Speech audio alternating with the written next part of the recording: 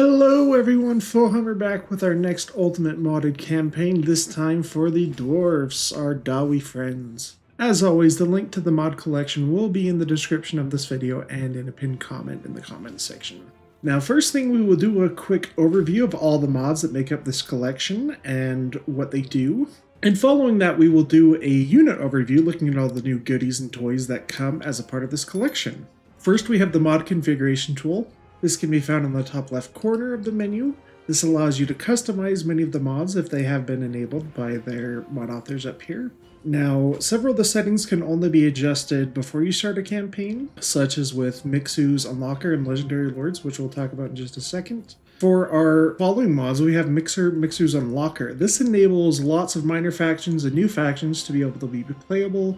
Following that, we have Mixu's Legendary Lords in the Assets pack. These two mods add several new factions, legendary lords, and legendary characters across the game. For this campaign, we're only going to be using the specific dwarf characters that have been added, which you can enable or disable up through here. If you'd like to play with all the characters that are added, just leave everything enabled. But as you can see, as a part of the legendary lords for Mixu, for the dwarfs, we'll have 3 new legendary lords that you can start and play as. First, we have Khazador Dragonslayer. He leads Kaerk Azul in the southern World's Edge Mountains near Kaerk 8 Peaks. Then we have Grim Burlickson, who leads Zufwire just north of Krazakrak, south of Sylvania. The final lord actually comes as a part of Kataf's Krakadrak, the Norse dwarves. So this faction is quite unique and plays very different from any other dwarf faction, including the ones that are a part of this mod collection. Thorgrim Kromson will take the place over here by Krakadrak and has that start position with Malachi moving down a little bit further southeast. He has a very unique roster, lots of very unique units that rely more on runes and melee manpower rather than technology, since they've kind of been separated from the rest of the Dwarf Empire for a long time. But very, very cool, very unique playstyle. Then moving on to some of the more overall campaign mods that affect any faction you play as, we have first the Campaign Weather Overhaul. This is a really amazing mod that makes the weather system on the campaign map feel a lot more dynamic, adds a lot of immersion, so you'll start to see weather that's more predominant in the areas be visible on the campaign map. So around mountains you'll see more snow, the ocean you'll see rain, and in the Badlands and deserts, you'll see sandstorms and a little bit more arid. And with any kind of corruption, you'll see a lot more effect of that on the campaign map that kind of is a little bit more stylized depending on which kind of corruption it is. And following that, we have the Ultimate Lighting 2.0 mod. So this mod does something very similar, but on battle maps. So it's going to bring a lot more dynamic lighting, and overall this makes the color palette of the battle maps feel a lot more real and everything look a little bit more vibrant and realistic. Be aware that for these two mods you will have to have certain game visual settings set to certain things in order to get the most out of these mods, which you can look in the description of those two mods and see exactly what you need to set up as. They add a really atmospheric and immersive feel to the campaign and battle maps, so you'll see them great effect in this campaign that we do. Now with our next one, Ovian Lost World, this mod attempts to bring a lot more immersion and realism to the Warhammer world in Total War Warhammer 3, so things will start to look more like they appear in the Warhammer lore. Specifically for settlements like race capitals, they will look a lot more like their lore counterparts. For example, Kislev will show a lot more of the Winter Palace. This mod will also adjust the names and sometimes add landmarks for various factions, depending on who you're playing as. It is a really immersive mod, and it really just adds a lot of flavor. Next, we have the Immersive Battle Banners. These are going to be more just flavor mods. Now, with Immersive Battle Banners, this can adjust the look of several faction icons across the campaign map, and in battle specifically, it changes the look of some of the unit icons and their banners. And in battle, the banners become a little bit more indicative of what their roles are. For the Dwarfs specifically, this might adjust some of their faction icons, but next we also have the uniforms and heraldry of the Dwarfs, like Immersive Battle Banners, which affects many factions and races across the game. This one was just specific to the Dwarves. It will actually change the banner of some of them as well, so for example you can see here on Belagar, his icon has changed to be more reflective of 8 Peaks. But this is also going to affect the look of units in battle and their color palettes and textures be a little bit more varied, kind of more of the things you'd see on tabletop, where things have their own unique flavor depending on which clan or faction the Dwarfs come from. Following that, we just have a really quick mod called Dwarfs Battle Standard Bearer. So like its name suggests, in battle, every dwarf unit will have a battle standard bearer now. So this is like on the tabletop where you'd have a unit holding up the unit. It's just a cool little visual thing for our campaign since we are going to be showing off a lot of our battles. Following that, we have the Building Progression Icons 3. This is a really amazing mod that works across every race. So what it does is that for your building progression tree, your icons for your buildings will be a little bit more simple at the lower tiers of the buildings. So as you progressively build them up, the icons will become a little bit more elaborate. It lets you distinguish more easily what level a building is when you first conquer a settlement or when you're building up. So you know just from that visual indication of where the settlement is actually at. Then looking at our first content mods for the collection, we have War for 8 Peaks Dynamic Start Positions. This mod affects the start position for the 3 legendary lords, most associated with Carrick 8 Peaks being Belegar Ironhammer, Scarsnake, and Queek Headtaker. Depending on which of those 3 guys you play as, the faction that starts in control of Carrick 8 Peaks will change. So if you're playing as Belegar or Queek, Scarsnake will start in control of Carrick 8 Peaks. If you play as Scarsnake, then Queek will start with control of Carrick 8 Peaks. And if you're playing with co-op and someone else, if you're playing as Scarsnake and Queek, then Belegar as the AI will start with Carrick 8 Peaks. Now this mod is really cool because it'll actually make Carrick 8 Peaks a little bit more of a threat depending which faction starts there. But for Belegar specifically, it will actually move him down to near Ekron. This just changes his start position, and along with Queek and Scarsnake being more of a threat at Carrick 8 Peaks, it just makes it feel a little bit more like an end goal that you really want to achieve and challenges to overcome to get that.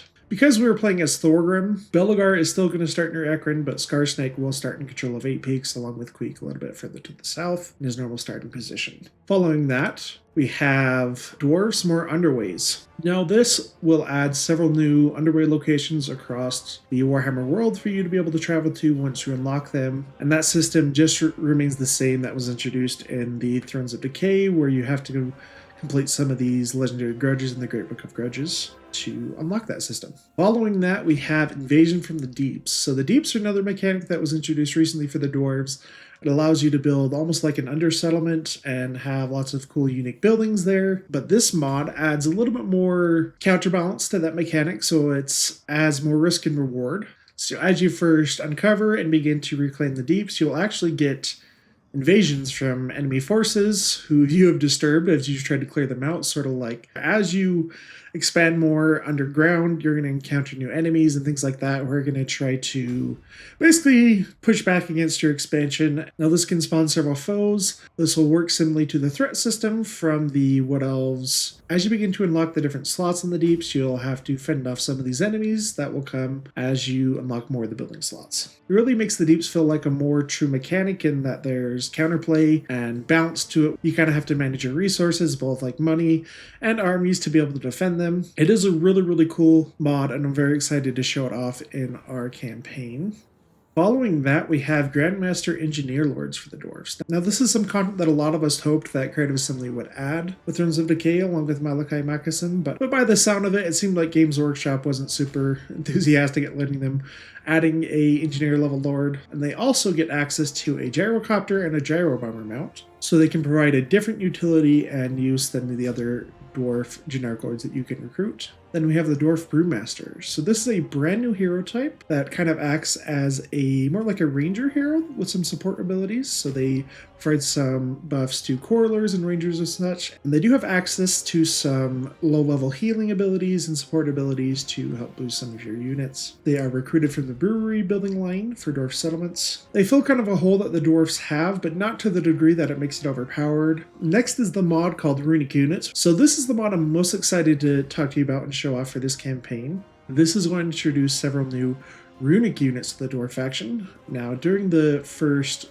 Chaos Invasion called the Great Catastrophe, the dwarfs actually developed some runic technology to build runic automatons that can fight in battles. So we'll get some new units, and these are recruited from the Deeps actually. So going along with the invasions from the Deep, this will play more to the risk-reward of building down there, because these units can really pay off. They are very strong, but they are also limited by unit caps. So to unlock more of these guys, you will actually have to collect and spend some resources in the Forge to increase your capacity of them. Now with this mod, we have 4 basic units that come with it. We have the Clockwork Thunderers, who are basically an automaton range unit. pretty good armor, but very low combat stats, so they're not ones you want to actually get into combat, unlike Thunderers or Quarterers that can hold their own. These guys are not going to be able to do that. And then we have my two favorites. We have the Rune Guardians and the Rune Golems. So these are basically big, meaty guys made out of stone. So the Rune Guardians are a monstrous infantry type of unit that can provide some good buffs and support your front line. And the Rune Golem is the larger but single entity variant of that. Following those, we have the Shard Dragon. Now, the Shard Dragon is a pretty controversial unit to a lot of dwarf fans in Warhammer. They are a creature that's basically from the deep part of the earth. They have been captured with a runic collar, and because of that, they can be given commands and fight for the dwarfs. Some people don't like them, but they are a part of the Warhammer canon that came a part of the Monstrous Arcanum, so they are a slightly faster, hard-hitting, but more fragile monster unit you can get as a part of this. And this mod will actually also include several regiments of renown. Like I said before, unlocking more capacity for these units, and for the regiments of renown you will unlock in the forge by collecting some resources and unlocking them that way.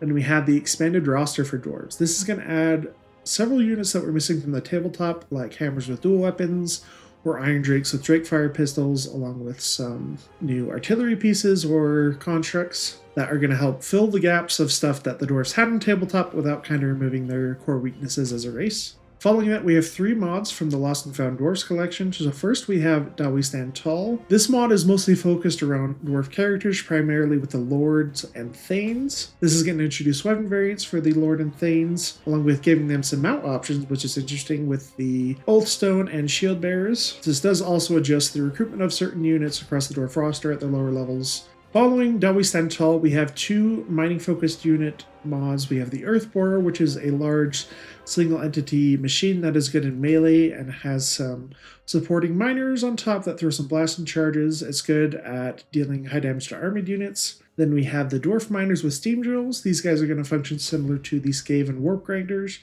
in that they're more armor-piercing, armor-sundering, and some supporting abilities. Next, we have a dwarf legendary hero called Thorgrim Ironheart. He is available for Thorgrim's faction. He is a Thane who is themed more around being a hammer. Following that, we have Uthar Stonehammer and the Dragon Company of Carrick Ungor. This mod will add a new legendary lord that you can recruit after completing a mission, starting as any dwarf faction by sending a character to Carrick Cadrin. He's a pretty good lord that is kind of adept at leading ambushes and rangers and thunderers and things like that. He does also bring some regiments of renown called Dragon Company that you can recruit and get more of as you finish his quest and get some of his skills. He does have his own legendary hero that comes along with him as you complete those quests. Next, we have the Rune Forge mechanic for the dwarfs. Now, this system lets you craft runes that either buff units or can debuff enemy units, similar to Mother Ostinka's mechanic. And because the system is based on the underlying system that Mother Ostinka has, it will require you to have the Shadows of Change DLC to be able to use that. For the Rune Forge mechanic, a lot of your different options for the runes you can craft are going to be locked initially, and you either have to defeat factions or join alliance with them to unlock the additional rune options. But this can be a very powerful mechanic, so there's another mod that goes with it that just balances a little bit more. It increases the cost of creating these runes that you craft using Oath Gold, so it just makes it a little bit less powerful initially, but as you accrue more Oath Gold, it'll become a little bit more available to you. Then we have Runes of the Kara's Inkor. So these are unit upgrades for the dwarfs that are based on the scrap system that the greenskins have. So instead of using scrap, you're going to be using Oath Gold to give these upgrades for units. Some of the upgrades are going to be locked until you research certain technologies, especially the more powerful ones. The thing to note is that these upgrades won't be available to use for any units that came as a part of a mod. So both the Runeforge mechanic and the Runes of the Kara's Inkor will give you more ways to spend your Oath Gold. Following that, we have Runes of the Dawi. This adds several new character runes to the Dwarf Forge. So you can get things like the Rune of Dragon Slaying that gives you fire resist and bonus dislodge. Just gives you a little bit more options in how you want to customize your characters. And next we have the Rune Overseer. So this basically adds the Ottoman mechanic from Kislev for the dwarfs. So as you conquer more provinces and get more control of them, so you'll be able to assign a Rune Overseer who oversees the construction of that province and get some bonuses and help defend them, similar to the Kislev Ottomans. And next we have Mixu Slayer traits for the Demon and Dragon Slayer. So this adds a system similar to the big names for Slayers for the dwarfs. So as a Demon Slayer or Dragon Slayers defeat various monsters across the various races that you can fight, they will actually get new traits, which is pretty cool. And following the Slayer traits from Mixu, we have Remove Character Trait Limits. So if you didn't know, in the base game, there is a limit to how many traits any character can accrue. So normally once you hit that max, you couldn't get any new traits. But with this, it basically just gives you an unlimited amount. So you don't have to worry about undesirable traits taking up one of your limited slots. Instead, you have no limit now. Following those two, we have 2 skill mods for the Dwarfs. For each of the base legendary lores, this will add 3 or 4 that help support the units that they're kind of themed around and let you play a little bit more into their lore and a little bit more immersive with that. Following that, we have the Dwarfs expanded hero skill trees. So this mod will add several new skills for the generic dwarf heroes that allow you to customize more what their role is going to be.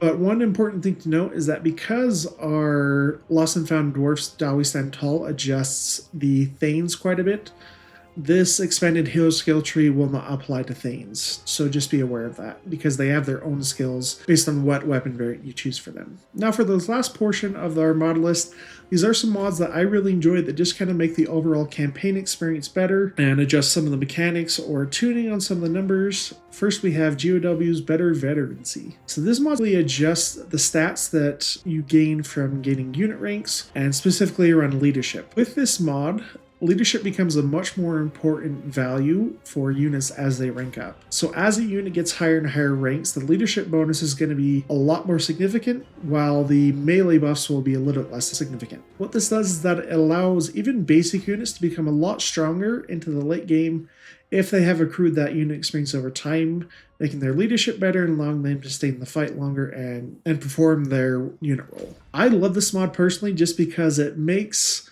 battles much more dynamic when you're facing high experience armies, even if they're made up of low tier units. It just makes those units much more valuable if you've been able to keep them alive across many turns of a campaign. Following the Better Veterancy, we have another experience mod called Garrison Training.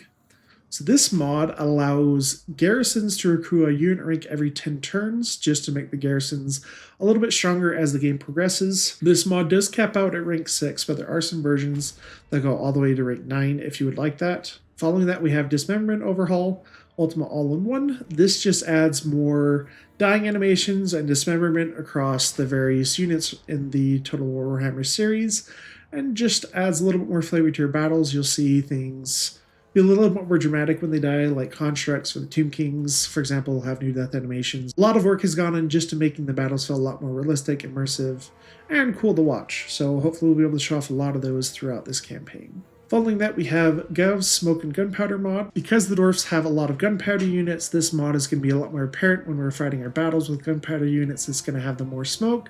Basically just make it look like more like black powder units that were in real life, so you'll see more smoke and fog as you get those gunpowder units shooting. Along with that, we have reloading animations. This just adds reloading animations to several units across the game. For the Dwarfs specifically, Thunderers, since they didn't have reloading animations. And our last model is called Ultimate Portraits. What this does, it is adjust the unit cards, the portraits, and portholes of various units and legendary lords and characters across the game. I like to use this mod specifically because 3D portholes across the campaign and in battle use up actually quite a bit of your computer's resources. So by turning it to 2D portraits, you can actually save quite a bit of resources and your game will run a little bit faster. You can get a few extra frame rate because of that in most cases. This just makes the 2D portraits and unit cards look a little bit better for those characters. That is it for our mod description. Let's now move over to the unit overview and check out all the cool new toys that come as a part of this collection. Right, getting into our unit overview, we're going to start with King Cazador. So Cazador Dragonslayer is the king of Karak Azul. In the lore, he's a really strong dwarf. He is a hybrid character, wielding a crossbow and a giant hammer in combat. He's very good in melee, very good defensive stats, as true of any dwarf lord. But on the campaign map, he gives bonuses for dwarves when they're fighting against greenskins. He has an absolute hatred of greenskins, even for a dwarf, which is pretty surprising, but mostly kind of a high red lord, so he can support with some really good abilities from the Thunderhorn, which is one of his items. Gives charge bonus, speed, and wound psychology, along with the Hammer of Karak Azul, giving him a big damage boost and bonus was large. Next, we have Crag the Grim. So Crag the Grim is actually the Rune Lord of Karaza Karak. He's the oldest living Rune Lord at around like 1600 years, so he's like ancient for a dwarf, but he's still going strong. In combat, he's pretty decent for Rune Lord. He has some really good combat skills along with the normal rune magic. But his big thing is he can actually imbue fire and flame weakness onto some of his personal attacks due to his unique rune that he created. He has some supporting stuff near, like the Master Rune of Death, which is similar to the Rune of Doom from an Anvil of Doom, giving melee attack and fear. And this one as well is a damage ability that he can cast from his item. On the campaign map, he's similar to a generic Rune Lord in the fact that he has some runic buff skills, but he actually has a unique blue line that can give some unique bonuses wherever he is for the local settlements and things like that. He's actually really cool. I'm excited to use him. Now, he is a legendary lord that is only available to Thorgrim's faction, and you actually unlock him through the Forge. Next, we have Ulthar Stonehammer. So he is a legendary lord that you unlock from a mission on the campaign map when you send a character to Karak Kadrin. He is actually the heir to Karak Ungor, Red Eye Mountain up north of Karak Kadrin, which is currently infested by goblins and stuff like that. So he leads the Dragon Company. He is like an expert ambusher. He is a Thunderer with really good missile stats. He's a very cool unlockable lord that you can get throughout a campaign. Then we have Grim Burluxon. He was originally thought to be the front runner for a Dwarf DLC before we got Malachi, but he leads Zufbar. He's pretty good in melee. He has his cog hammer that gives him armor sundering. He has a pretty good short-range shotgun attack that does a lot of damage. He buffs artillery and range units nearby, along with cooldowns for enemy, increasing cooldowns for enemy lords. He gives nearby units accuracy and missile resist. Next, moving on to our generic lords, we have our dwarf lords. So as you can see, he has a great axe. So for the mod, dwarf lords and thanes will actually get some weapon options. So they can get, of course, the axe and shield. They can get a great axe, or they can get a crossbow and shield, or a pistol and shield. But another thing I really wanted to show off is the mount options you can get to Dwarf Lords now. You can get them on top of an Oathstone, which similar to Belegar, they will get a buff ability that gives melee defense and charge defense, just not quite as strong as Belegar's. And then on the Shield Bearer, they get a little bit more armor and better stats, but they don't have the supporting abilities that the Oathstone grants. We have our Grandmaster Engineer. I have him already on his mount, but he functions just kind of like a Master Engineer, just a little bit better stats, and more oriented towards campaign and buffing those units and things like that. Next, onto our legendary heroes, we have Tordric Ironheart. He is a Thane that serves Thorgrim Grudgebearer as a Hammerer, so he is great at dishing out damage and gives bonuses to hammers on the campaign map and the army. Then we have Bori Forkbeard. So he comes along with Ulthar Stonehammer when you unlock Ulthar. He is kind of a ranger character, but he has a Thunderer. And he's very good in combat, does a lot of damage. He has some good support abilities and skills on the campaign map. For our generic heroes, of course, we have the Thane. Select the Dwarf Lord. They have different weapon options you can get. This one is just the basic axe and shield, but you can get an axe and pistol, axe and crossbow, and a great weapon variant. The Thanes also get access to an Oathstone mount. No shield bearers. And then we have our Brewmaster. So he is the new generic hero. He is basically like a Bugman's Ranger hero, so he is pretty decent in melee. He has good missile attack, but he is more as a support hero, is what he is intended to be. He has a small AoE heal and ward save that he gives to nearby units, but he has to be out of melee and has to have high leadership in order for that to go off. Then he does get some more abilities through some of his skills. Some of them are heals, other ones are just like vigor, things like that, and some combat bonuses. But he'll be very useful and have a great utility for the rest of our dwarf armies. He does have a mount option technically, but basically he just gets a small bodyguard of Bugman's Rangers, who also, I forgot to mention earlier, the Bugman's Rangers will be moved from a normal unit to a regiment of around only. Master Engineer, he actually gets access to the gyrocopter and gyro bomber mounts as well. Looking onto our new units, first we have our Prospectors. So 28 models instead of the larger amount for normal miners, but they have better stats. do have blasting charges and much higher range on their blasting charges. So they can be pretty good along with Vanguard deployment. We have our miners with steam drills. So armor sundering, higher armor piercing, and very good compared to normal miners. Ones you'll actually want to pick up. I think they're a tier 3 unit. And they also have the ability to redeploy somewhere else on the battlefield if they're out of melee and not on a platform.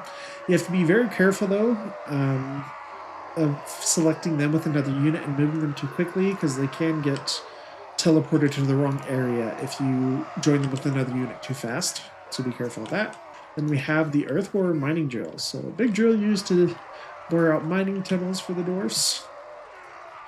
So it is a melee machine, pretty high armor, armor sundering, armor piercing, and it does have some miners with blasting charges up on top for support. So pretty decent if you can keep it protected.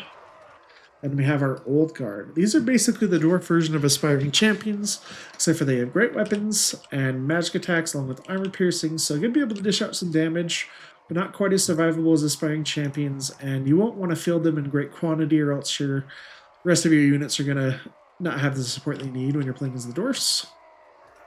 We have the Hammerers with dual weapons. This was actually a weapon option on the tabletop for Hammerers. So they give up slightly less armor piercing for a bonus with infantry, but still pretty high weapon damage, so they can do quite a bit of damage if you get them on the right target. They're just not going to be able to get through super heavy army quite as easily as the great weapon variants are, but they are going to be very useful in the niche they fill. And we have our Iron Drakes with Drake Fire Pistols, so a different variant that was available on the tabletop, I think for Ironbreakers as well. But Iron Drakes, they have basically a flamethrower pistol that's pretty decent range, 110 flame attacks and flammable and armor piercing, so they can dish out pretty good damage on the right target, and they're still decent in melee. And we have now the Grudge Crusher Dreadnought. So this was never an actual unit on the tabletop, but the art for this actually did exist in some dwarf things. I'll put a picture of that up real fast, but it was kind of thought that they were like a mix of rune magic and dwarf engineering. But as a unit, you can only recruit them from Karak Zorn once you have the landmark there. But they are a beast in combat. They've got 160 armor with ballistic plating, so they can deflect cannon shots, and they have a really strong missile attack. They're decent in melee, lots of armor piercing, bonus infantry, but you are going to want to protect them because they are kind of slow on a big target. And we have Bugman's Thrower. So these are a variant of the Grudge Thrower, but they are manned by Bugmans, and they actually launch kegs, I believe. I don't know if the animations actually show that. But their ammunition does cause fire attacks and imbues fire weakness. So along with being armor piercing, they're going to be great at breaking infantry, but they do trade the higher armor of the normal Grudge Throwers for the lower armor that Bugman's Rangers should normally have. But they are limited by unit caps, so you'll need to build more of the brewery line to get access to more of them. I believe you start with 4 capacity. Next we have Clockwork Thunderers, our first runic unit. So these guys are recruited from the deeps. They have really high armor and pretty decent range and missile strength. Not strong as a Thunderer, but they're still decent with that armor. They have really low melee stats, so they will not do well like Thunderers. They can't really hold their own in melee. But they actually do have some cool abilities, so when they're not moving, they get extra range and accuracy. And as they get more kills, they'll get more damage, but then their reload skill goes down as they start to overheat. And you can make them explode if they get surrounded, so they can provide some cool utility in that. They have a Regiment of Renown. It's basically the same in stats, although they do gain physical resist and a little bit more spell resist. Next we have our Rune Guardians.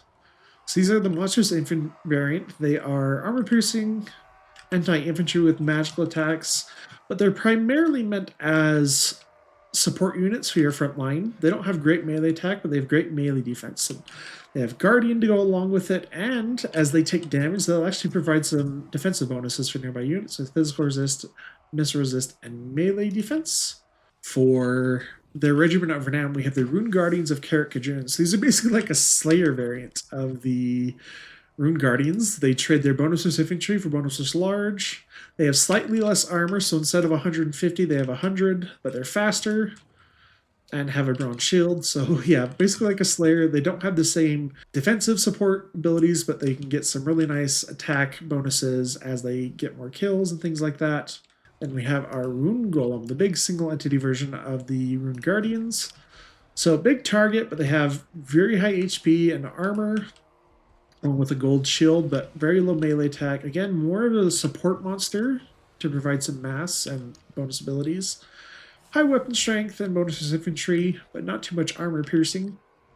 The big thing is they have a shield that gives them a huge missile block chance, but it makes them extremely slow, so it makes them a little bit sturdier, but they're not going to be able to move very much. But they do provide some good abilities, so you have the Kara's Anchor Protector, so they'll actually give nearby units missile block chance and missile resist along with ballistic plating, so they can be really good at fending off enemy artillery. And the Regiment of Renown version is Grimnir's Vengeance, so it's basically a big metal rune golem of a Slayer. So, again, trades the armor for more speed, anti-large, and better melee, much better melee attack, along with centering armor. He actually does have Ancestral Death Blow, so as he gets really low, he gets much higher physical resist and melee attack. Very good at killing stuff, but huge target, very vulnerable if you're not careful. You have to use him wisely. We have our Shard Dragons. So our basic Shard Dragon is pretty fast, 55 speed for a dwarf unit.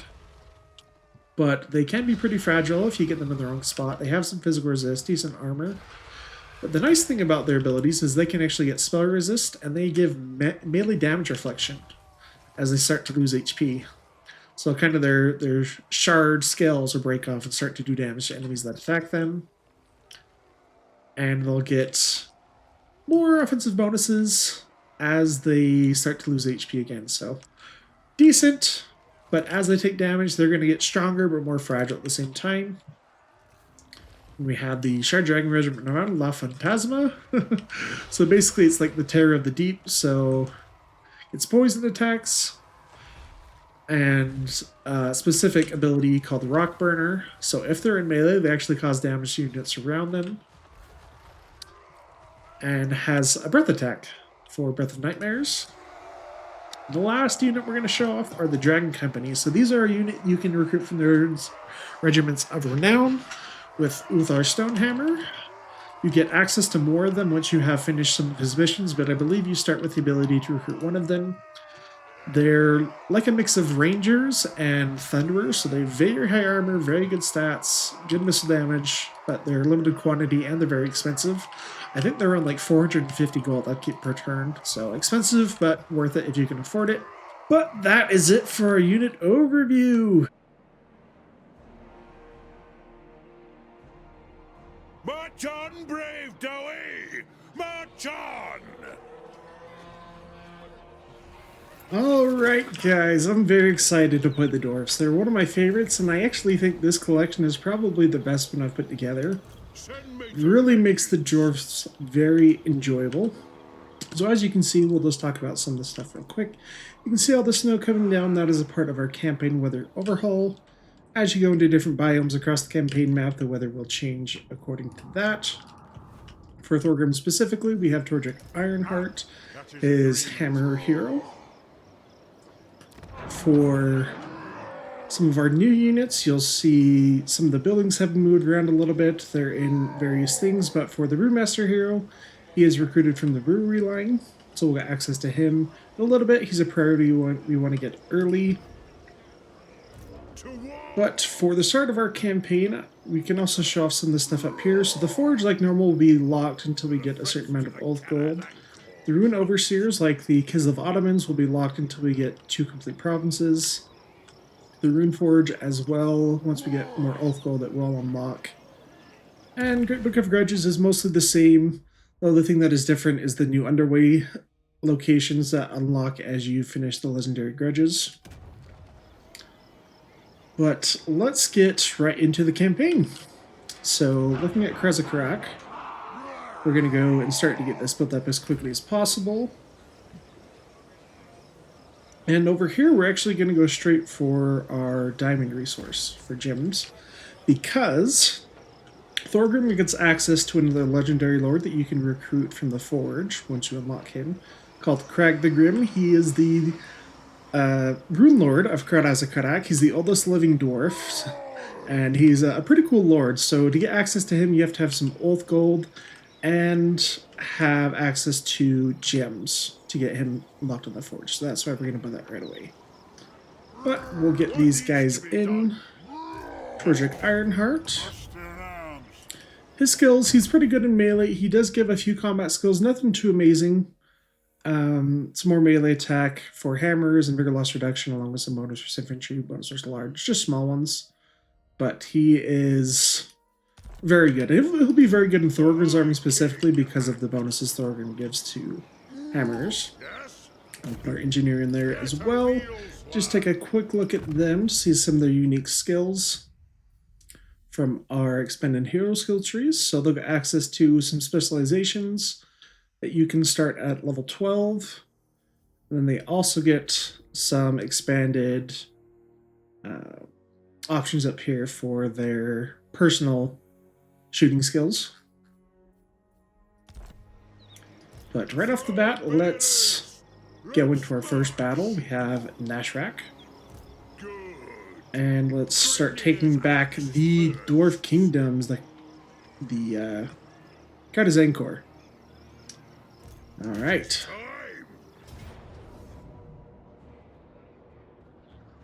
Okay, let's go into it. Our first battle of the campaign, Thorgrim leading the starting army. We have some hammers, 2 dwarf warriors, some longbeards, so that are grudge shedders along with the hammers, and 2 quarrelers. But will be our first battle showing off our new legendary hero, Thorgrim Ironheart. So he's got a pretty cool model, actually. Has a pretty cool unique helmet with the big hammer on top. But he's going to lead our hammers, and he can dish out some pretty good damage. He has his ability, the Ruby Great Hammer. But as we wait for all the greenskins to come to our line, we don't want to charge them because we don't have a lot of great charge bonus yet. But we are letting the greenskins come to us while we get some nice bombs in with our Gyro Bomber in the back. Engineer went a little bit too far forward, trying to get some shots off on that war boss. But Thorgrim is going to go right into the deep end, try to get some damage on these guys immediately. Quarrelers still shooting the enemy goblins, archers, and orc archers in the back. The Gyro Bombers chasing around the orc bombers a little bit. But we did Vanguard deploy our miners over here so they can come and get on some of these archers. But Longbeards with great weapons, they're going to come around for a nice flank into the side of these orc boys. Great weapons going to be able to do lots of damage very, very quickly. We are able to see the banners as well for our dwarfs of all the units. Of course, we have our quarrelers with their banner. And our dwarf warriors right there. But there's the wall coming down. That can actually do a lot of damage if we're not careful, but it looks like we've routed most of the dwarf infantry, or we're just about done it. The orc war boss finally goes down after getting a beating from Thorgrim and Thorgrim.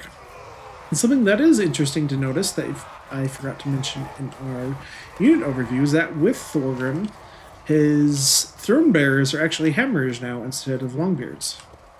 So a little bit more thematic on that front. Gonna try to chase down this orc war boss, finish off some guys, and defeat the greenskin leaders so they don't have a chance of coming back.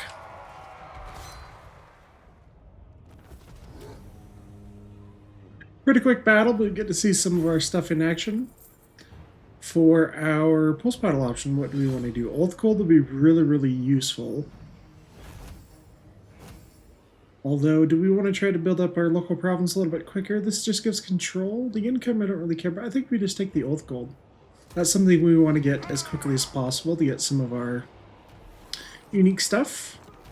That's another thing I forgot to mention. So for our unit upgrades from the Rune Forge, up here you'll be able to click on any of the units and search through some of them.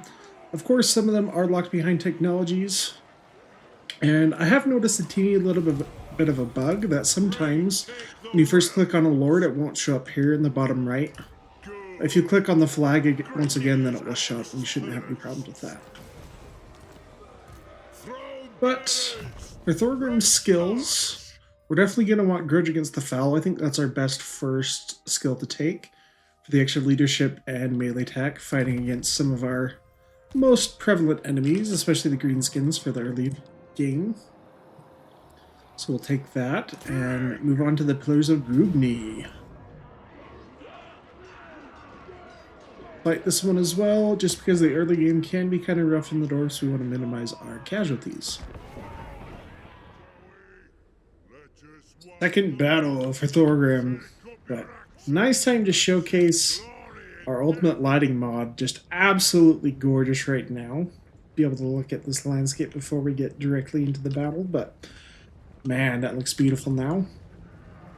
And we're in a snowy terrain right now, but we'll start to see some other biomes as we get into some other enemies across the other way. But start of the battle, Quarrelers going to try to go after some of these Goblin Wolf Riders, get them lower before they're able to get a nice charge off into us. But enemy Goblin Archers are going after our Gyro Bombers, get a little bit of our bombs down. Didn't quite hit the center of those Goblin Spears.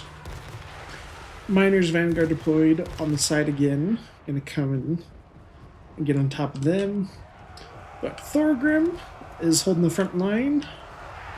We are going to countercharge them this time. We have hammers and Thorgrim coming in again, getting on these goblins with spears.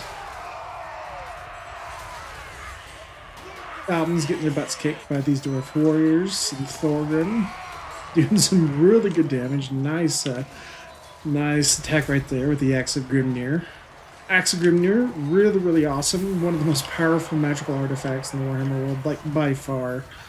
Probably like top 2 items, actually. But Goblin Spears did get into a bad... what do you call it? But the Goblin Spears did get into a bad little matchup for them against our great weapons, especially the Longbeards. They have really good stats. But Gyro Bombers have started to get some shots into the Orc boys over here. We have routed one of the Goblin Archers. The other one is just barely holding on, but with our Quarrelers and the Gyro Bombers shooting to them now, they will break up. And the battle is ours without too much of a fuss for the greenskins. Missed some charges on some guys, but did alright.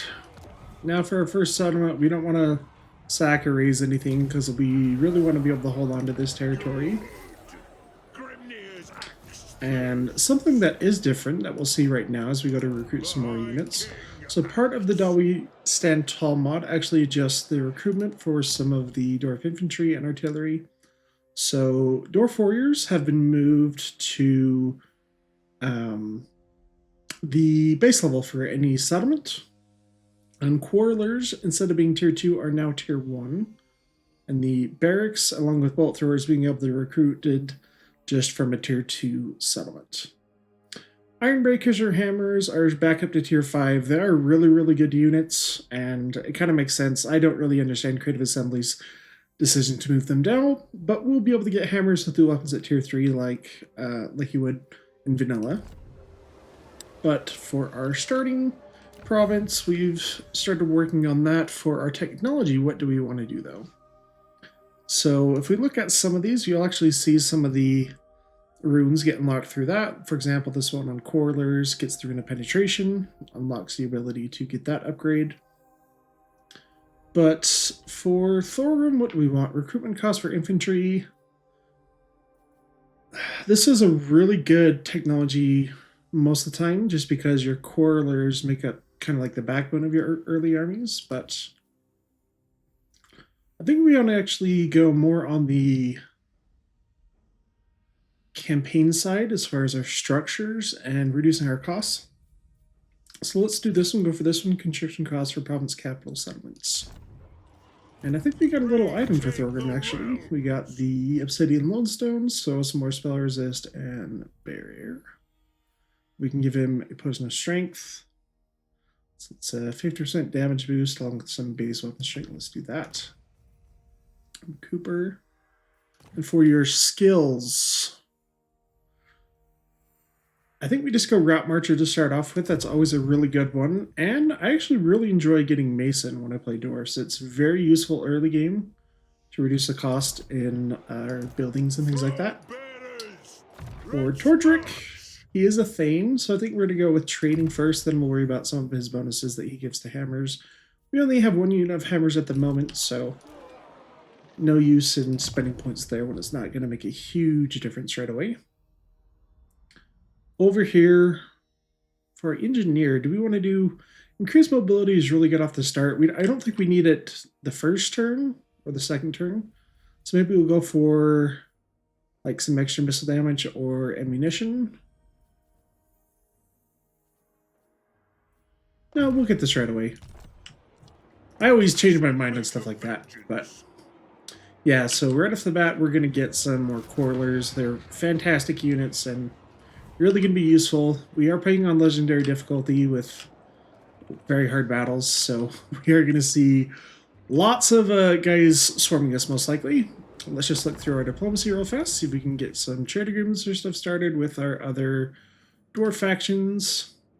So Zufbar, Lebegrim, Burlixon, we're almost at the point to be able to have a trade agreement. We could pay him, wow, almost 1350 for that. That's way too much. Okay, but that will go up over the following turns, I believe, so. And the Rune Forge has been unlocked now that we have some Oath Gold. So, like Mother of Stinkia's system, you unlock more of the trinkets as you defeat new enemies or make alliances with some.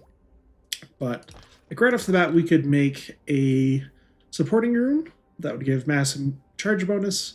But I think we want to save all of our Oath Gold and get the Forge unlocked as soon as possible. So we'll worry about that and get our first turn done and over with.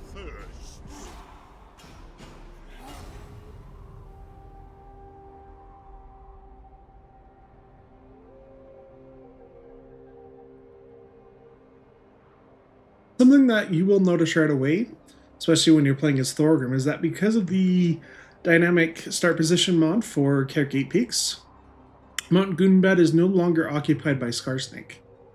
So he starts in control of Carrot Peaks when he plays any dwarf faction.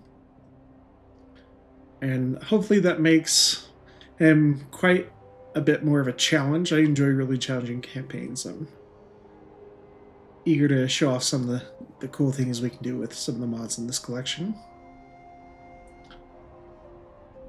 So instead, it's all just part of the red, I think it's called the Red Eye tribe, if I remember right. That remains in control of all that. So it may make Mount Gunbad a little bit easier to take, but means this stuff is going to be quite a bit more difficult after that. So let's move on to Mount Squighorn. And we'll look at diplomacy after this battle. Oh, we actually have two new guys showing up. Are they both part of the Bloody Spears, not the Red Eye? The Red Eye is up here. That's the one I was thinking of. But yeah, two supporting armies coming up. Let's take out Mount Squighorn.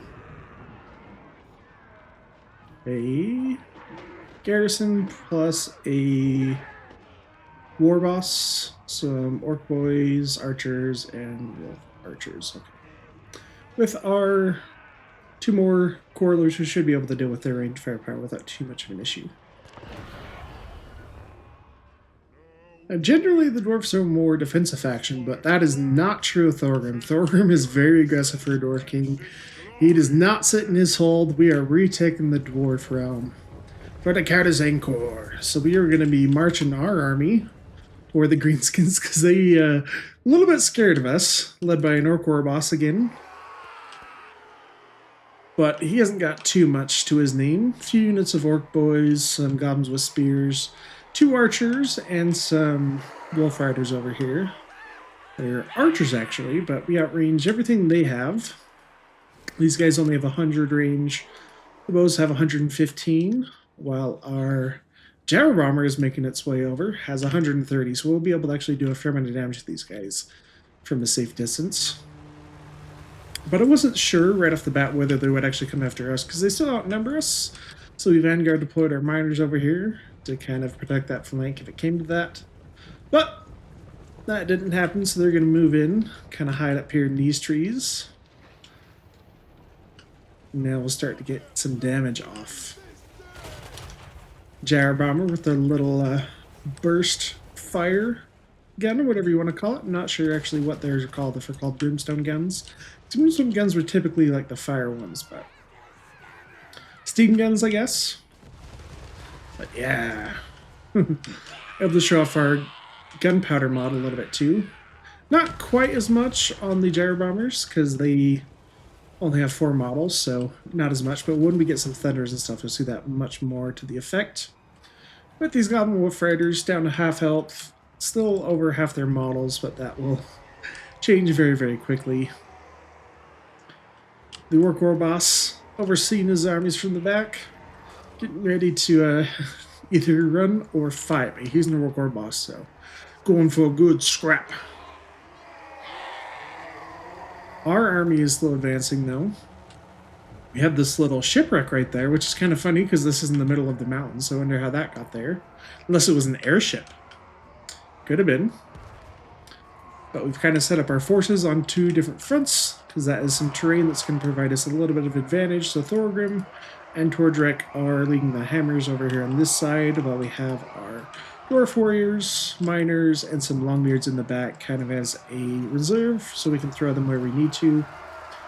Mass Engineer going to start getting some shots off on these Orc boys, since they are getting into range. Quarrelers, we have 2 on each side now that we have 4 in total, so we're going to try to get some shots off on these Goblin Wolf Riders. Don't want them to get too much value. I did notice them in time. I should have let them charge into us, because we do have charge defense, but their stats are pretty terrible, so we'll still get some good bonus from our charge on that front. Goblin Wolf Riders did try to push onto our Quarrelers. Thorgrim and Thorgrim, excuse me, are here and ready for the greenskin onslaught. On this side, Goblins gonna get their rocks crumbled by just even these basic Dwarf Warriors, but Wolf Rider Archers and some Goblin Archers in the back still able to do a fair amount of damage. Looks like they're aiming for our hammers, but getting some friendly fire to the back of them right now. But Thorgrim taking on the War Boss, 1 mano looks like. While Thorgrim is occupied with the rest of the greenskins. But for Thorgrim, he does have the Ruby Great Hammer, so it gives him a big boost to his splash attack damage, along with 40% more damage in general. So he can do a lot of damage if you get him on the right target. He does provide Guardian, and he has Guardian from the hammers as well, which Thorgrim uses as part of his faction. But the Orc War Boss does look like he got through the front line, and he's going to go after Engineer, who has his hammer, not the cog hammer quite, but Burlock Davidson, who we'll see later on hopefully, does have his personal cog hammer. But the gyro bombers took a little bit of damage. We're able to bring them in the back, get some more bombs off on these guys though. Most of the greenskin units have routed, few still holding on in the back. These Longbeards doing some work, and finally they rout them. Quarrelers going into the back. Can't run from crossbow bolts. But the battle is ours, and we'll take that time to finish off that lord and get us some more loot. Took out that guy pretty handedly. The Gyrocopter did very well in that battle. Let's occupy that Squighorn. Let's march.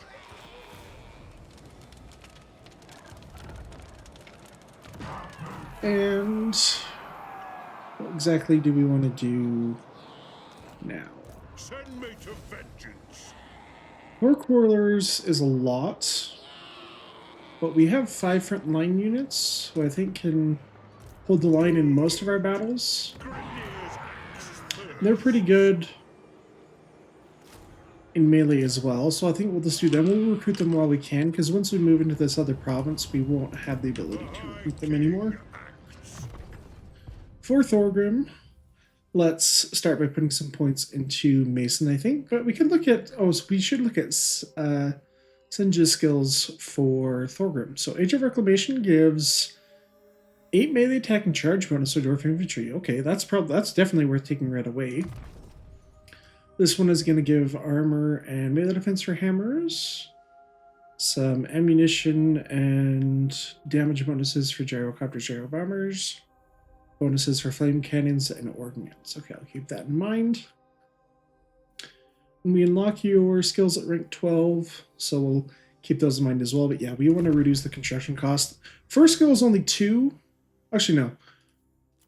We're not going to spend that point there, because first point is only 2%, but the second point is 5, which is quite a bit more, so we'll do that. Ready? Now that we actually have another barracks, do we want to keep this here? Because we could keep it and upgrade it faster with Karaza Karak getting to tier 2 in a couple of turns. So we could get a Thane. And Prospectors. I think we'll just keep it over here for now. We'll get rid of that one. That'll free up a slot in the capital, which has a little bit more important buildings. For a Master Engineer, break open the casks. Get open our restock ability. And I think we're okay on ammo right now, so we'll put 1 point into missile strength. Getting Zufar Pounders right away is a really, really good thing, especially for any really difficult battles. That can be very, very useful. Thorgrim. Let's do large for dwarf, so a little bit more charge bonus. This just gives him some bonuses fighting Skaven and greenskins and things like that. Melee attack and vigor loss reduction, bonus infantry. I think we just do the bonus infantry to start off with. And let's look through diplomacy once again. Zufbar, I still didn't want to trade. They're not at war with anyone yet. What are our funds like? We have almost 4,800. Upgrading stuff is going to be very expensive. So let's just keep that money to ourselves right now. Let's switch this over for our province-wide bonus for reduced construction costs and growth. We want to get our stuff built up as quickly as possible. Send me to vengeance. And I don't know if we want to recruit a new lord right away. Let's march. Maybe we get... Oh, we have the Grandmaster Engineer as well, but I think you actually might want to do a Demon Slayer. These guys are really good in a pinch. They're insane combat fighters, and with some of the runes you can give them, they are really handy if you get in a bad situation. Alright, this will give him immune to psychology, which doesn't really matter for that. Leadership. So that was not that great for him. Perceptive is pretty good for the magic item drop chance. But I actually don't know if we can afford him right away. I think we'll wait. It is time. Let's see what they do over here.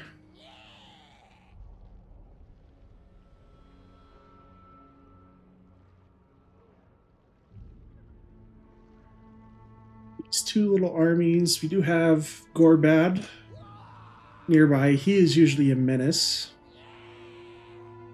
And I've actually never played this with the dynamic start for Cape Great Peaks when playing as the Dwarves. I've done it when I played as Queek, but...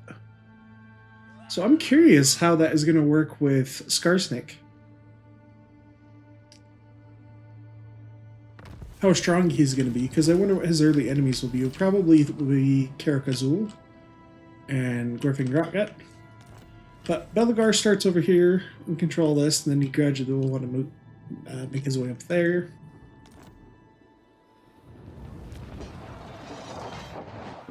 Yeah. Legendary difficulty, especially with provincial instability, we're going to have a problem with public order. We're still only tier 1, so we can't build this right away. Maybe we just save it, because we want to get the deeps pretty soon, because we can get some really good bonuses there if we start early. It's going to be very expensive to get there. For the Toolmakers Guild Hall, this reduces construction costs in the local province, while this gives Oath Gold per turn. I think we want this one initially, because this will pay off more in the long run. We can get Oath Gold from other things like battles, so we'll do that one right away. Yeah. And Thorgrim. We need great weapons to fend off any heavy armor. Probably not yet. How expensive are Coilers, though? They're 138, which is pretty expensive. But it's not too much more than normal Dwarf Warriors. We'll get some... great weapons, actually, just to have a little bit more variety. And go to our next turn. I do need to keep an eye on the grudge meter because we want to get that maxed out and hopefully get a Reckoner army right away, because that does give us lots of momentum, being able to conquer more territory and defeat some of our enemies pretty soon. Now it's very interesting with Gorbad, because I expect him actually to declare war pretty soon. He does not like us, and his starting enemy is usually pretty weak. Another factor is that he also does start with control of the settlement, Carrick-Drawn. Okay, one of the armies retreated, most likely back up there. Let's look and see who he's at war with. Okay, it's just his starting Greenskin faction. He's already taken that, so this will probably be the last settlement of that faction. And then I expect him to come right after us, or after Barrack Far. But Karaza Karak, let's start getting our brewery building line unlocked so we can get a brewmaster. Then for our second slot, we would need growth to get this. I think we get this to tier 3 before we try to unlock the deeps to get the garrison a little bit stronger, because once we do get the deeps and start to clear the blockages, enemy armies will come. You go for a runesmith right away? I think that would be fantastic. Or do we want artillery first? Go for a runesmith first. Heroes are better the sooner you get them. And I expect this army to retreat down that way most likely. So it might be worth it to just go straight for the high place, although that does leave this a little bit undefended. Yes. Then I think it wouldn't leave us enough movement range to go there. But we'll try to deal with this guy. Hopefully this moves us just barely in range. Yes, it does. Okay, great. What? I shouldn't need to fight that one. Take the Oath Gold again, since we really didn't take that much damage. Bring them. We'll try to make it to the high place next turn. We're still in friendly territory, so we could actually pick up a bolt thrower, or two actually, if we would like. That'll be good, killing off some squigs or trolls, anything they throw at us, so we'll get two of them. And, well, maybe not. Maybe we'll spend more gold getting this right away. So, one thing that is nice for the Dwarf faction with the Rune Overseers, the Ottomans, that gems actually do give them experience per turn, along with some bonuses for the high tier Dwarf infantry. So I think we go for that one first. How much do we need for the second tier of that? 1700. And how much does a bolt thrower cost? 7. Okay. I don't think we'll actually be able to make it here next. We'll see. Yeah, we won't be able to make it there next turn, so just get our bolt throwers then. I was thinking maybe we cancel the bolt throwers, and if we had enough to upgrade this, we would do that, but we're just shy. We need about 70 more gold. Now, something I am interested to look through for our Book of Great the Book of Great Grudges is about all legendary lords. I actually didn't look at this beforehand to see if they would appear in the legendary lord slot over here. So that's interesting. So we can still get them. We'll just need to build up our grudges. We can confederate through this mechanic. So that's very interesting. But that's enough for this turn.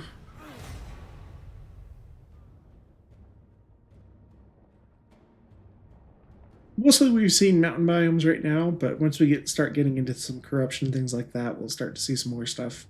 But those first two battles really did look really nice. I made a decision with this campaign to do the Ultimate Lighting 2.0 instead of the Battle Weather Overhaul, which I normally have done in previous campaigns. Just because when I tested this one out, it seemed to be a little bit more on the color side as far as making the world feel a little bit more vibrant in battles. So we'll see how much I like that and see if we want to stay with that one in future campaigns. So heavy cornerstones, some more growth from that technology. Yeah, we're not able to make it there. I might just try to set an ambush though, since we can't actually make it to the settlement. Hopefully that catches this guy unaware, and that way we can just move in and take this uncontested next turn. And this stuff isn't put at risk for now. I think that's our best shot. A Zufbar, we can get a trade agreement finally in 41 gold. It'll be a little bit more income per turn. Reichland, still not willing to trade with us right away, but that's kind of normal. And pretty good. Let's move on to the next turn. See if we get this ambush right here.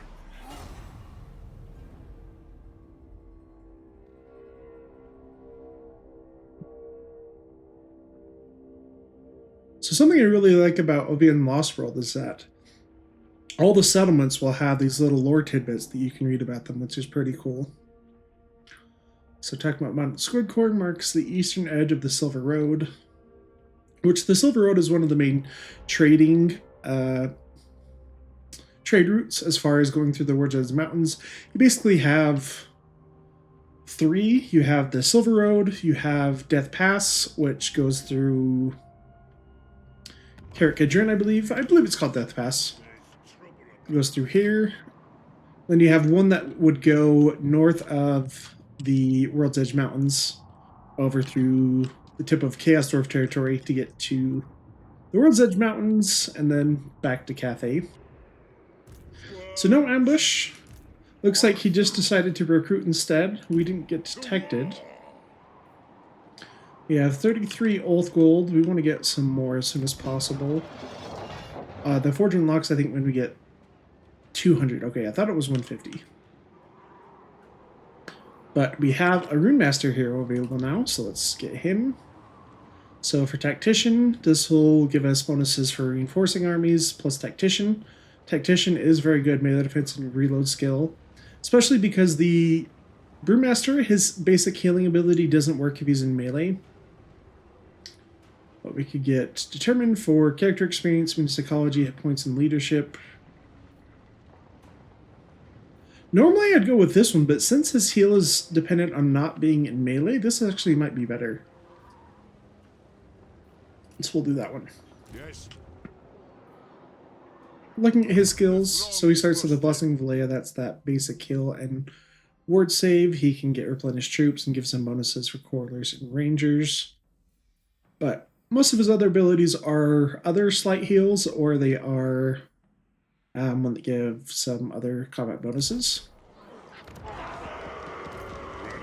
And let's make our way into the next province under the High Place. So actually a much bigger battle. Surprised that our auto resolve is so good in that. But shouldn't have too much of an issue. He does have a Giant River Troll Hag, who should be a nice target for our bolt throwers, but we really need to watch out the pump wagons because they can be a menace. Let's take a look at our battle map first. Okay, this will be pretty good for us. We have some terrain to give us some natural choke points, so let's do it. Our first scary battle, actually, against the Greenskins. Orc War Boss coming at us with a lot of guys, along with a Goblin Big Boss and a Giant River Troll Hag. But the biggest threats are actually going to be these Snotling Pump Wagons and Squigs. He does have quite a few of them. I think 4 Pump Wagons in total, 2 on each side, and 2 units of Squigs. Our Gyro Bombers, wow, that was weird how I said that. We put them out in the front. They're going to start to take on some shots on these Pump Wagons and Squigs. Nice, take one model down really, really quickly. We have positioned Thorgrim's army in between these 2 cliffs to protect our flanks a little bit. And this will be our first showing of our bolt throwers. We are trying to take out some of those pump wagons early on with those bolt throwers. We've put some miners and dwarf warriors with great weapons in the back in case they do try to come around the cliffs and flank us. We'll see whether that happens, but 6 units of Corlers going to be very key in this battle, dishing out some damage. Thorgrim leading the center with his hammers, along with some dwarf warriors and longbeards over here. But here comes the squig charge. We don't have charge defense yet on our great weapons, so we do want to countercharge them. But we take a lot of damage very, very quickly, especially when we try to charge them uphill, so they get the bonus coming downhill. But they're going to hold up. They're old grumblers. They'll stick around for a while. Engineer was trying to get some shots off on the Giant River Troll Hag, but it's like she got away for a little bit. But a lot of units coming down. Actually, you have some explosive shots coming in from the pump wagons. Coralers trying to target them down mostly. Another big charge here coming downhill. Goblin Wolf Riders, but all of our guys are holding pretty steadfastly right now, although these Dwarf Warriors did take some more damage. We're going to start bringing up some of our reserves to bolster those front lines. Over here, Gyro Bombers taking a lot of damage. They're about half health right now, but we're going to try to use all their bombs as quickly as we can on this big clump of greenskin units. The Dwarf Lord, or the Greenskin War Boss right there, trying to get his butt kicked by Thorgrim. Big chop from the Axe Criminator, but not quite enough so far. Squigs are able to do some damage, but wah, going down, wah, for the Greenskins. But, man, those Greenskins in the back, though, have been able to, these Goblin Archers still able to get quite a bit of damage in. Pump Wagons just barely surviving. Even if they have half health, they're still going strong from the amount of units they have nearby to provide extra leadership. Thorgrim actually taking some damage, despite having a barrier from our item, from the Obsidian Lodestone. Coralers getting into melee a little bit with some of these not pump wagons, but bolt throwers undisturbed so far, so we get some nice shots off. We have been trying to target this Giant River Troll Hag in the back. It looks like she's doing a good job of dodging all those shots from those bolts. But Coralers have started to target the enemy archers, try to get those goblin out of commission. But they're still able to do quite a bit of damage. Dwarf Warriors holding up pretty well against the Goblin Warriors. Over here, Hammers dealing quite a bit of damage. 221 kills. They have lost 20 guys. So, taking a fair amount of damage, but they're on top of everything that the Greenskins have been able to throw at us. Some of the Coralers have engaged in melee, but they're on guard mode, so hopefully we'll still be able to get some shots off. York War Boss finally goes down, but his Goblin Big Boss still around and holding the line. The Giant River Troll Hag in the back, trying to come in, maybe get to melee a little bit. But it looks like most of the front line of the Greenskins has routed. A little bit's coming back at a time, but we've just about broken the leadership of the entire army. Troll Hag, see if she comes in for one little charge against Thorgrim, but looks like she'll get scared off by our Coralers targeting her down before she can do that. But the battle's ours. Pretty damaging battle for us, actually. Almost lost our Longbeards. Front line did its job, but they did take quite a bit of damage. Wow. That was a battle where we could have used the healing from that Runesmith, because our front line got decimated. The Squigs got some nasty damage on our Longbeards with that charge, but everything survived. We could loot and occupy for 1255. That's actually an okay amount of gold, but On Legendary, the Conquest penalty can usually bite us in the butt if we do that, so we're just going to occupy it. It's almost Send me to vet. not worth it to ever loot and occupy a settlement as the Dwarfs if we're planning to hold on to it long term. Aye, that is an agreement. But with that little bit of cash from that battle, we can start building this up. I think we want to do this one first because this is just going to give us more income and reduce construction costs. Then we'll start building up the other stuff. I think once we get to tier 3. But Time. yeah, for Thorgrim, we got 2 points with that. Read This does have growth here, so I probably don't need to spend another point in this for now. We'll get the Age of Reclamation for the melee attack bonuses. We only have 1 unit of hammers, so we'll wait on that.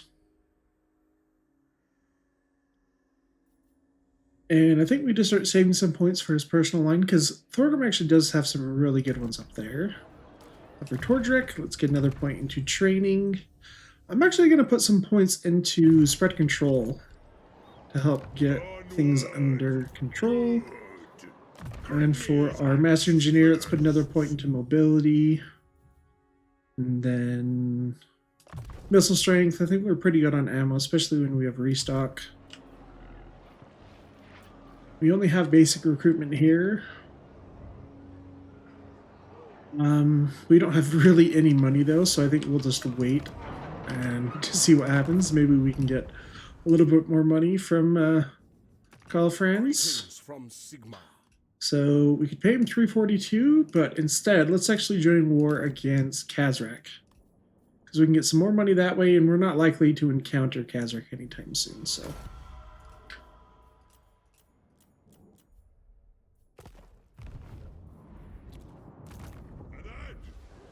Get that one going.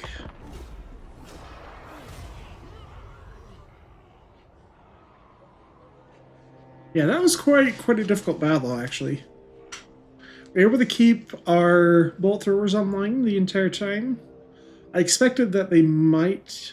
I expected them to send some of the pump wagons around and try to flank in the rear, but it looks like they didn't do that, so we had those miners and great weapon dwarf warriors to be able to kind of fill in the gaps in the front where needed.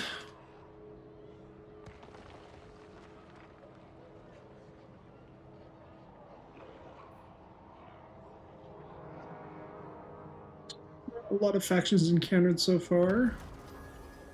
A quest has been issued, mighty But lord. A first great quest battle, I adventure think this is beckons. for the Axe of Be Grimnir. wary, though, Yep. for while the potential rewards are... Faction destroyed, that's the red eye. So that's actually... Ungrim who did that. So pretty good for us, actually. Hopefully this doesn't come down towards Mount Greenbad. But that is an excellent spot to end our first episode of this Ultimate Modded campaign for the Dwarfs. Thank you guys so much for joining me. I'm Warhammer, and I'll see you in the next episode.